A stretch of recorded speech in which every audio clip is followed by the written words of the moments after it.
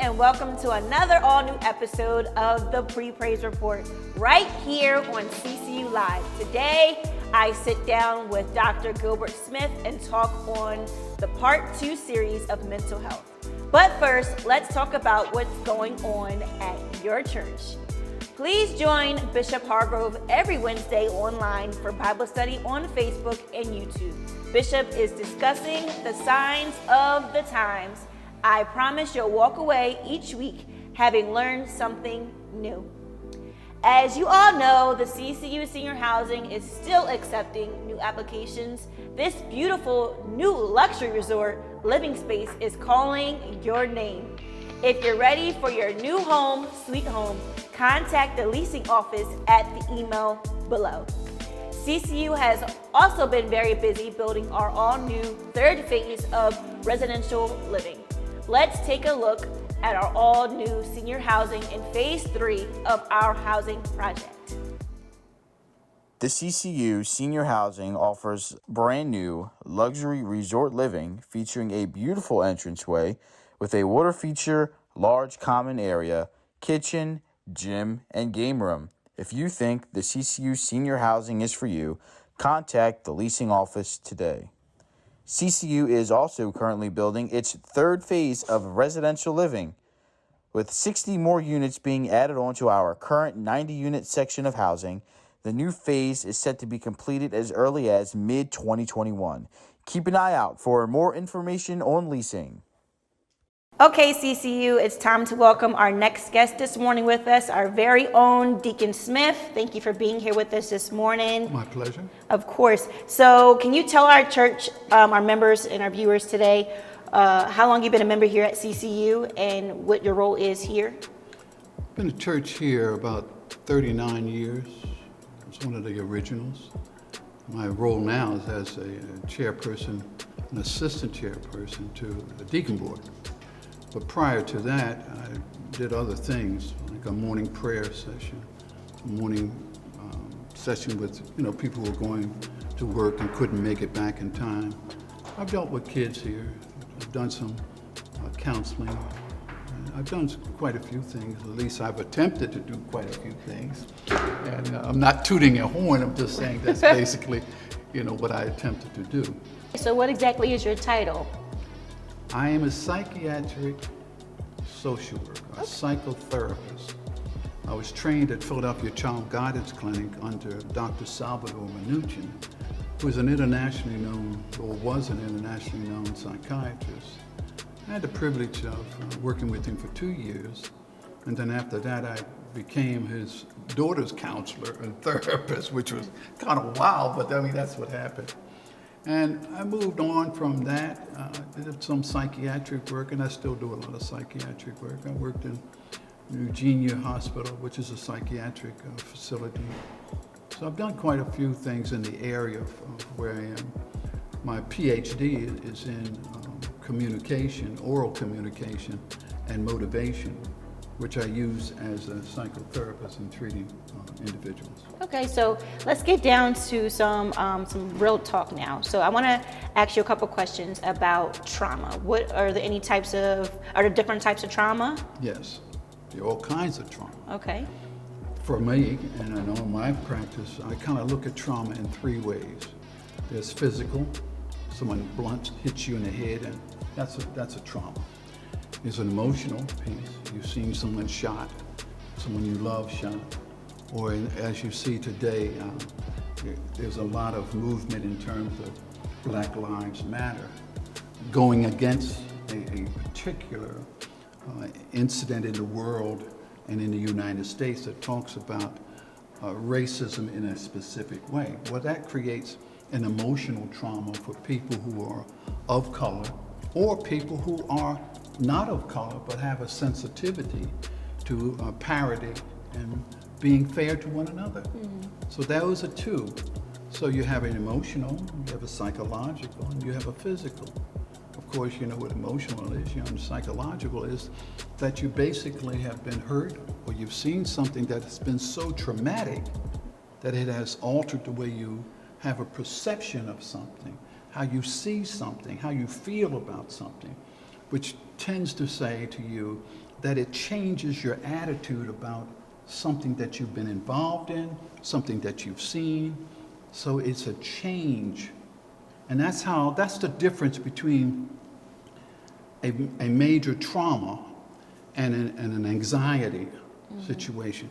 I mean, you may see something and say, oh, isn't that terrible? And you may feel a way about it for a while. But a trauma has everlasting, has a long-lasting effect upon the individual that clearly changes the way the person sees something and reacts to something. So you have people marching, white and black. Well, they have said to themselves, there is something wrong, and I'm willing to change my own perception, my own status in living, and go out and march. Well, the marches are not only for blacks at this point. You see blacks as well as whites. So talking along the lines of a long-time effects of trauma, is suicide one of those long-time effects? Suicide is gradual. For the work that I do with people who are suicidal. And there's a clear distinction between young folks who are attempting suicide, because some of that's trendy. You know, a lot of girls particularly, boys don't commit suicide too, but girls want to cut, you know. Older populations, they're not into cutting. They will hang themselves, because I've had quite a few clients that have done that. But you note that some of the signs that you look for a person who is suicidal. The word recluse means you're backing away. Your everyday process, your everyday movement, your everyday belief, your everyday behavior begins to wane, begins to decline. Now you're becoming a recluse, which means you're backing away from everything. Now you're staying in the home. Okay, now this could be agoraphobic as well, where a person just does not want to deal in society. Well, people who are suicidal do that. You know, they hit highs and lows. All of a sudden they're very euphoric and they want to give everything away. They're giving away their baseball hats that they loved for years. And all of a sudden they're changing. And it's a gradual motion. It's a gradual movement. It's a gradual psychological change. Now you begin to see on some, oh, they're going to take a pill. Oh, a pill's not enough. Now they're going to take 10. And I've had those kind of clients that, oh, well, I got a headache, you know. But in the meantime, they've withdrawn from the basic things that they like to do. They're withdrawn from their families. And if they're older, their children. Now they're sleeping a lot. They're very timid. They want to give everything away, or they're so lethargic that they can't interact. And so you begin to say, wait a minute, what's going on? Are you depressed? Because that's also a sign of depression, or signs of depression. But when they begin to say that I no longer like this life here, there's something wrong with this life. Now, I'm not talking about people who go out and march for a good reason. I'm talking, they're saying, I do not want to be among the living. Clear indication that they are so depressed, so distraught, that they have no connection with tomorrow. And their tomorrow is full of dread. Their tomorrow is all based around not finding anything positive in their existing life. So physical trauma, is that a connection to Alzheimer's and dementia? Anything can be considered a trigger. It depends on the individual. It depends on that person's psychic, how that person addresses themselves here. You know, I do know that I've had clients who are still suffering from their husband's passing, or their daughter or son passing, 15 years, and you're thinking, oh, what's wrong with these people? Well, they have not resolved the issue. And so over a longer period of time where they're not, resolving their issues, it does have an impact on the physical part of man. We all know, and it's clinically correct, and it's been proven, that stress Unresolved stress that Right. lasts over a period of time does have an effect on how you think, how you behave, and how you feel. Now, if that is true, which it has been proven to be true, then it does affect the mind. It does affect how you see things. Now, if that keeps going on, they're going to move through phases where they're now reclusive. Now they're moving into they really are agoraphobic, don't want to deal at all. Or they're going to stay in their room, meaning a recluse, and they cannot interact. They don't want to interact at all. Now they're beginning to think, well, what good is life? And now when you're hearing that and when you're dealing with clients like that, you automatically kind of say to yourself, this person has not found any joy in anything that's going on in their lives. Now, it could be related that their mother is gone, who they had a connection with.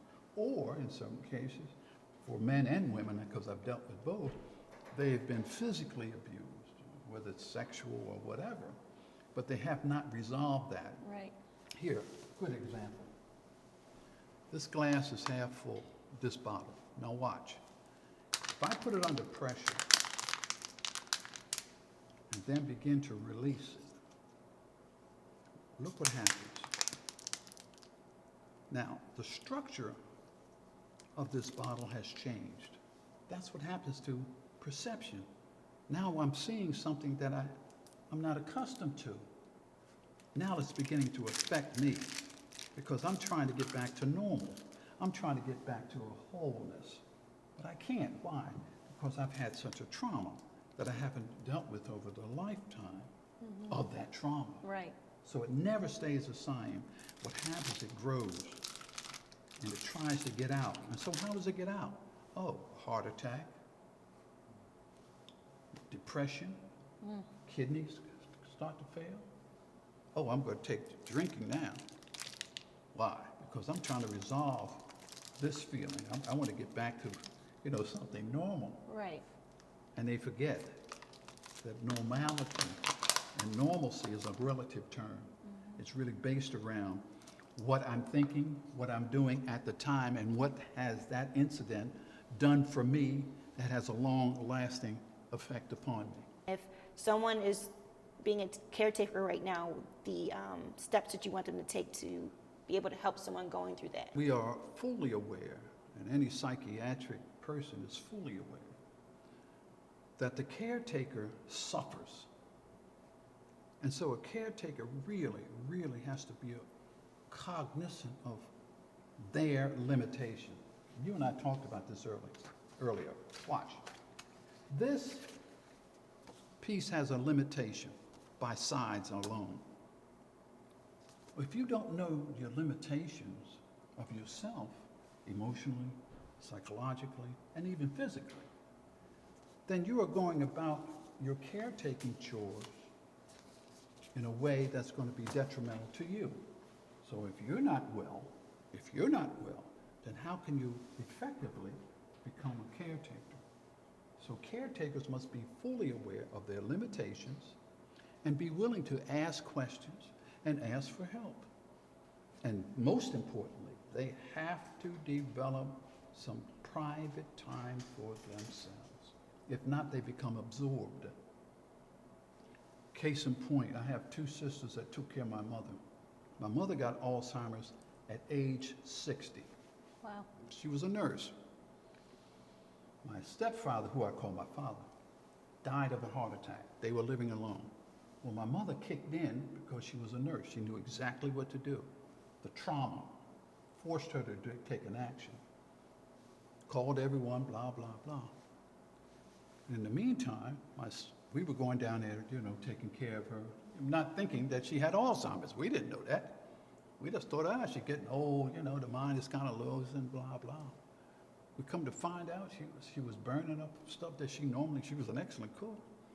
Roaches all over the house.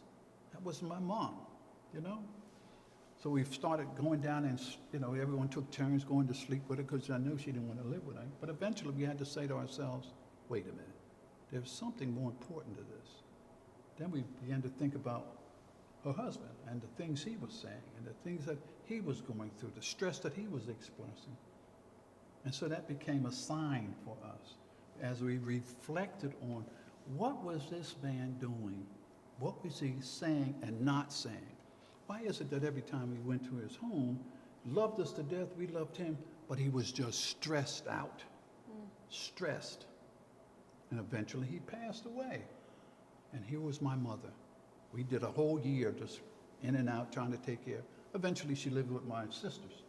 15 years with one sister, 15 years with the other sister. Guess what happened? Their children had to suffer because they became minor caretakers. And so as a result, I say to all caretakers, be aware of your limitations because it's crucial. Thank you, Deacon Smith, for coming on our show this morning Had a and good giving time? us so much important information. We hope we can have you back here with us. Yeah, well, we can talk about a lot of other things, but I like to put a plug in for Tanjanette Poole's office. She's one heck of a therapist. She's been around a long time, but she does quality work. So if anyone that really does some good, wants some organized people, she is one. I happen to own Associated Counselors, PA. I've been in business for 50 years. I'm not trying to make another 50 years, but I've been around a long, long time. But you have some good services in this area, not only for minorities, but you have some good services that will handle many situations that you may need, including this church. You have Bishop Hargrove, who does a lot of counseling. So there are a lot of things, a lot of services are available to you if you reach out and let people know. I hope you have a great day. I hope the life that you lead is prosperous. And I thank you so much for inviting me. Of course, of course. Thank you for being here with us. Catch an all-new episode of the Pre-Praise Report next week here on CCU Live at 8:45 a.m. Thank you for joining us today. I want to thank my guest again, Dr. Smith, for being with us this morning. Up next is Sunday worship service. I'll see you here next week on the Pre-Praise Report. Bye, y'all.